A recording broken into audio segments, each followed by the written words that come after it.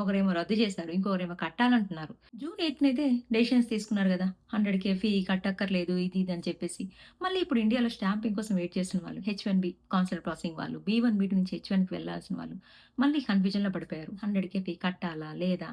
Still మళ్ళీ confusion పడిపోయారనమాట. అందరికి తెలుసు. జూన్ 8న ఫెడరల్ జడ్జ్ ఒక పెద్ద నిర్ణయం అయితే తీసుకున్నాడు గదా!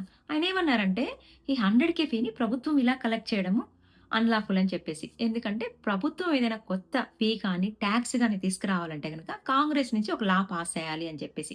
కేవలం ప్రొక్లమేషన్ ద్వారా ఇంత పెద్ద భారీ మొత్తాన్ని కలెక్ట్ చేయడం కరెక్ట్ కాదు. అన్‌లాఫుల్ అని చెప్పి ఆయన డిసైడ్ చేసి చెప్పిర్రు. సో, ఆ న్యూస్ రాగానే అందరేమనుకున్నాం హెచ్-1బీ అప్లికెంట్స్ కానీ, ఫ్యామిలీస్ కానీ అందరం ఇంకా 100కే ఫీ కట్టక్కర్లేదు. ఒక గుడ్ న్యూస్ లాగా ఫీల్ అయిపోయాం కదా! అదే ట్విస్ట్ ఇక్కడ జరిగిందనమాట. గవర్నమెంట్ ఒప్పుకోలేదు. గవర్నమెంట్ మళ్ళీ అప్పీల్ కోర్ట్‌కెళ్ళిందనమాట. గవర్నమెంట్ కోర్ట్‌కెళ్ళి రిక్వెస్ట్ పెట్టింది. జడ్జి గారు మీరిచ్చిన తీర్పుని మేము ఛాలెంజ్ చేస్తున్నాము. అప్పీల్ కోర్ట్‌లో ఈ కేసు నడుస్తున్నంత వరకు మీ ఆర్డర్‌ని హోల్డ్‌లో పెట్టమని చెప్పి అడిగారనమాట. అంటే స్టే ఇవ్వండి అని అడిగారు.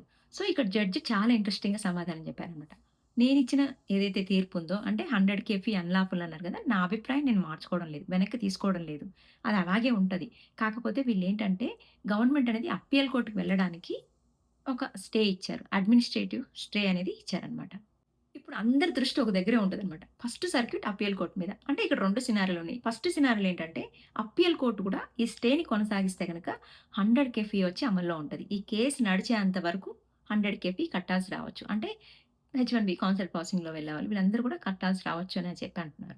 సెకండ్ సినారియో వచ్చేసి ఈ అప్పీల్ కోర్ట్ స్టేని లిఫ్ట్ చేస్తే గనక కేస్ అనేది కొనసాగుతుంది. 100కే ఫీ అమల్లో ఉండదు. అందరేమంటారంటే సెప్టెంబర్ 21, 2026 తర్వాత ప్రొక్లమేషన్ ముగిసిపోతుంది గదా! ఎందుకు గవర్నమెంట్ అంతా ఫైట్ చేస్తుంది అంటే గనక దీనికి ఆన్సర్ అయితే అందరూ తెలుసుకోవాలి. ఎందుకంటే ఇది కేవలం ఈ రోజు 100కే ఫీ గురించి మాత్రమే కాదు.